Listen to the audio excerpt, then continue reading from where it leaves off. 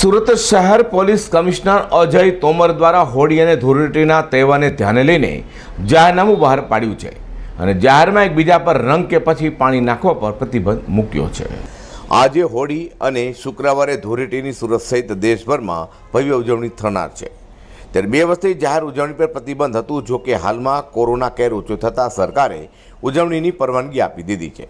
જે કે કોઈની પણ લાગણી દુભાય તેવી રીતે તહેવારની ઉજવણી ન કરવા માટે પોલીસ કમિશનર દ્વારા એક જાહેરનામું બહાર પાડવામાં આવ્યું છે, જેમાં જાહેરમાં એકબીજા પર રંગ કે પછી પાણી ન નાખવા, રસ્તે જતા લોકો પર પાણીની પોટલી કે ફુગાની પોટલી ન નાખવા સહિતનું પણ જણાવ્યું હતું, જે અંગે સુરત પોલીસ કમિશનરે માહિતી આપી હતી। પરંતુ હોળી અને ધૂળેટી આ બંને તહેવારો ખૂબ ઉત્સાહથી લોકો મનાવી રહ્યા છે।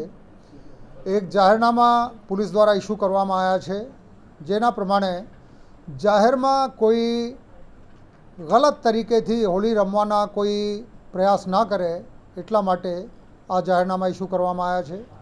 કોઈના ઉપર કોઈ વસ્તુ ફેંકીને મારવી, કીચડ ફેંકવી, બળજબરી કરવી, કોઈ પણ જબરદસ્તી કોઈની સાથે કરવી આ જાહેરનામા પ્રમાણે આ ગુનો બનશે।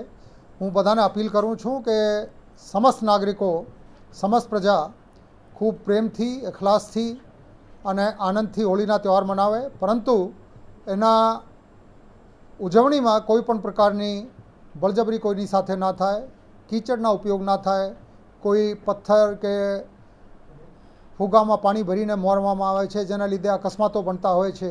આ પ્રકારના કોઈ દુઃખદ બનાવ ના બને એટલા માટે જાહેરનામા ધ્યાને રાખીને શાંતિથી અને સુરક્ષિત હોળીની ઉજવણી તમામ કરે આ અપીલ છે।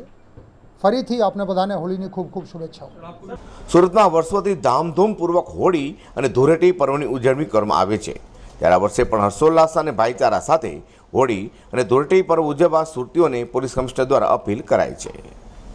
અઝર કુરેશી સાથે પ્રકાશવાળા।